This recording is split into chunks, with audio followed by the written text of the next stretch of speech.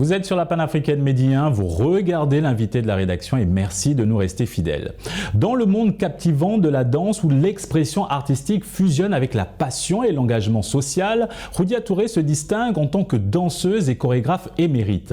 Fondatrice de la compagnie Roar, cette talentueuse artiste sénégalaise s'est donnée pour mission de mettre en lumière l'humanité et la place de l'individu au sein du groupe à travers des performances qui captivent l'esprit et le cœur. Roudia Touré, c'est un plaisir de vous accueillir sur ce plateau. Plaisir partagé et je suis ravie de pouvoir vous parler de ma passion, de mes projets aujourd'hui. Très bien. Alors pour commencer, remontons aux sources de cette passion débordante qui vous anime. Qu'est-ce qui a été le moteur de votre choix de carrière ?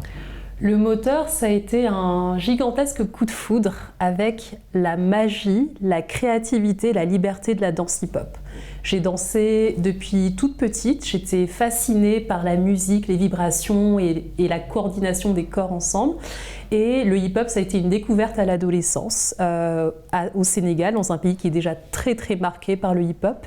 Et cette liberté, cette explosion d'énergie, ce rythme et cette créativité m'a tout de suite emportée jusqu'à en faire aujourd'hui mon métier. Pouvez-vous nous guider à travers la genèse de la compagnie Roar ? Bien sûr, la compagnie Roar est toute récente.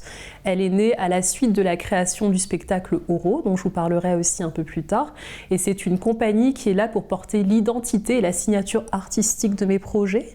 Elle est aussi là pour offrir un cadre assez structuré aux danseurs avec qui je travaille, que j'emploie. Et donc voilà, c'est une entité juridique et artistique qui me permet de cadrer mes projets au même endroit. Complémentaire à cette compagnie, il y a également une association et vous avez déployé plusieurs activités pour les danseurs au Sénégal. Pouvez-vous nous en dire plus à ce sujet ? Effectivement, je suis aussi la présidente de l'association Magando qui a été créée en 2018 et qui là porte un projet plutôt collectif, associatif.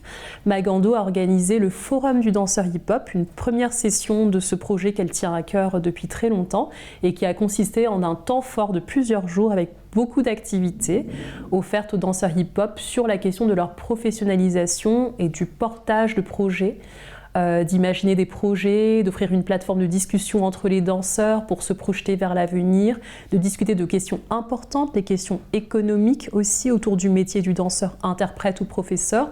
Donc c'était une première session, une première édition qu'a porté l'association au moment aussi du spectacle. Parlons des activités sur la scène, il y a ce spectacle Oro, mais avant tout, quelle symbolique se cache derrière ce nom ?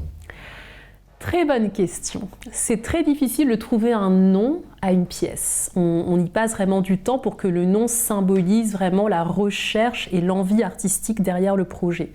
Ça m'est venu un peu comme une révélation en étudiant que, et en latin et dans la culture et la langue yoruba, le mot oro avait la même connexion avec la parole. Donc en latin, oro orare, c'est l'oratoire.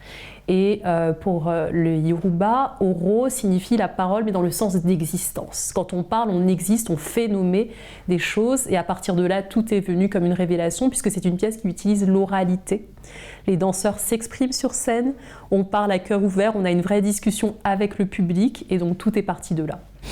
Comment opérez-vous la sélection des thèmes explorés dans vos spectacles de manière à les rendre profonds et engagés ?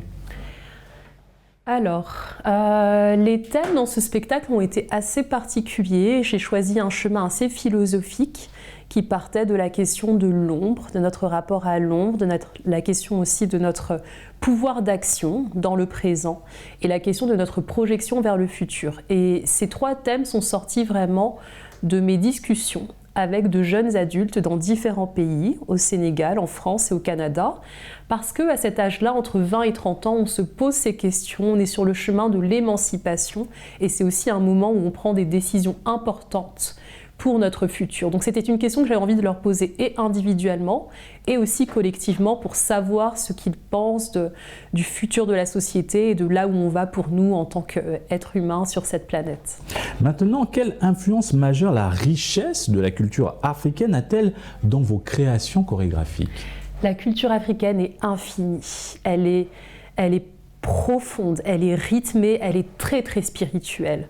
Et donc ça, c'est quelque chose que je ressens toujours au moment des résidences de création, lorsque nous passons au moment où on conçoit le spectacle, où il se crée dans la danse et dans la musique. La première source d'inspiration de ma pratique est là, ici en Afrique, au Sénégal. Ce sont les rythmes, ce sont les couleurs, ce sont les ressentis, c'est notre vie au quotidien, ce sont les choses qu'on traverse. Et je pense que ça donne vraiment une essence très particulière à ce que je fais, en tout cas au projet que je mène, d'autant plus que la plupart des danseurs du projet sont africains, donc pas que sénégalais, mais viennent de toute l'Afrique et vivent au Sénégal. Donc il y a vraiment cette mosaïque d'influence, de culture qui est extrêmement inspirante lorsqu'on crée. Mademoiselle Touré, quelle est l'importance de la coopération internationale dans votre processus créatif et dans l'enrichissement de vos œuvres ? Alors, très bonne question encore une fois, puisque c'est à partir de cette source africaine qu'on se déploie. On s'enracine pour se déployer. Donc la coopération internationale, elle a été au cœur du projet, dans le sens où ce qui a été recherché autour du spectacle oraux, c'était de poser ces questions à des jeunes adultes ici, mais de trouver le rebond et les échos auprès d'autres cultures, auprès d'autres continents, d'autres façons de faire et d'envisager le monde. Donc j'imagine vraiment les choses comme une ouverture. On n'est pas fermé sur notre quotidien, on est là pour explorer ce que veulent dire les choses pour nous, mais aussi au croisement de notre culture et de celle d'ailleurs.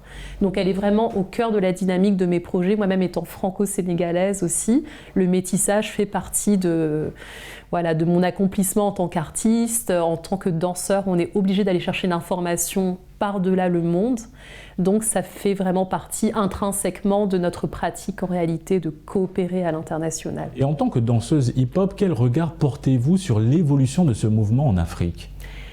Un regard très positif. Moi, j'ai envie de parler d'opportunités, de dynamisme en Afrique et je veux dire même dans plusieurs pays d'Afrique. Le milieu hip-hop, il est vibrant. Les jeunes n'attendent pas qu'on leur donne quelque chose, ils vont le prendre. Il y a des projets extraordinaires qui se font grâce au hip-hop, aussi parce que c'est une force qui nous permet d'être en contact très facilement avec beaucoup de monde. C'est quelque chose aussi de très populaire quand même dans la plupart des pays. Donc je trouve qu'il y a un dynamisme incroyable et qu'il faut soutenir vraiment tous les acteurs de la danse hip-hop par-delà l'Afrique. Quelle ambition et avenir dessinez-vous pour la compagnie Roar et votre association ? Alors pour la compagnie Roar, vraiment une ambition internationale. J'ai envie que les pièces de la compagnie puissent s'exporter, que les talents, les artistes danseurs puissent voyager à travers le monde pour porter les spectacles et les projets et se faire connaître dans différents pays. Donc c'est vraiment une ambition internationale. Et pour l'association Magando, c'est une vraie envie de creuser. Vous voyez, Magando, c'est un arbre. Donc on a envie de s'enraciner, d'approfondir les projets qu'on mène, de mieux les comprendre, de mieux les développer. On a beaucoup de projets à fort impact social envers différents publics vulnérables. On a envie de creuser encore dans cette voie-là, grâce à la force du hip-hop, et d'en faire plus et d'en faire mieux. Et aussi, quels précieux conseils donneriez-vous à ces jeunes danseurs et chorégraphes émergents, animés par la même passion ardente que la vôtre ? Je dirais que j'en ai 3. Je parlerai d'abord de ténacité. C'est important de tenir malgré les obstacles et de croire en son projet.